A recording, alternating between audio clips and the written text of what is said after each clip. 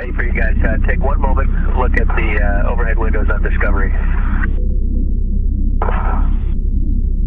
Dans cette nouvelle vidéo, on se pose la grande question suivante. Quels enjeux, rivalités et conflits existent aujourd'hui dans le monde ?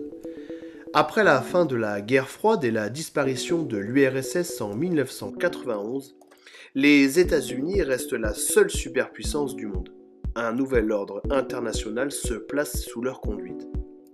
À la tête de la première armée de la planète, ils sont les gendarmes du monde et interviennent partout dans les années 1990, comme en Irak, en Yougoslavie ou bien même en Somalie.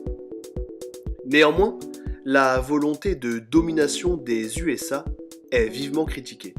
Le 11 septembre 2001, les tours du World Trade Center à New York, symbole de la puissance américaine, sont détruites dans un attentat commis par l'organisation terroriste Al-Qaïda du leader Oussama Ben Laden. Cet attentat fait 3000 morts et affaiblit les USA. Le premier appareil, un Boeing 767 d'American Airlines avec 92 personnes à bord, dont 5 pirates de l'air, s'écrase à 8h46 sur la tour nord du World Trade Center, ouvrant une gigantesque brèche dans les étages supérieurs.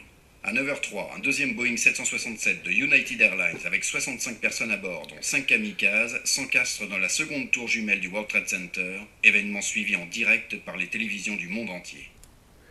Dans les années 1990-2000, de nouvelles menaces sont apparues dans le monde. Le nucléaire, certaines dictatures comme la Corée du Nord cherchent à se doter de l'arme nucléaire, la piraterie dans l'océan Indien, le terrorisme islamiste avec des organisations comme Al-Qaïda ou l'État islamique qui ont pour mode d'action les attentats, ou bien même l'apparition du cyberterrorisme. À partir des années 2000, de nouveaux pôles de puissance se développent.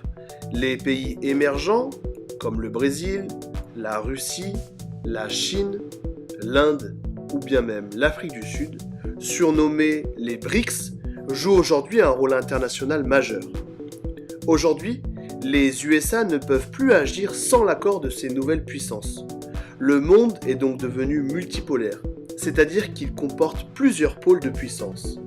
C'est avec ces toutes nouvelles puissances qu'il faudra compter pour résoudre les grandes crises actuelles, comme le conflit israélo-palestinien, la crise coréenne, ou bien les tensions au Proche-Orient entre l'Iran et l'Arabie Saoudite.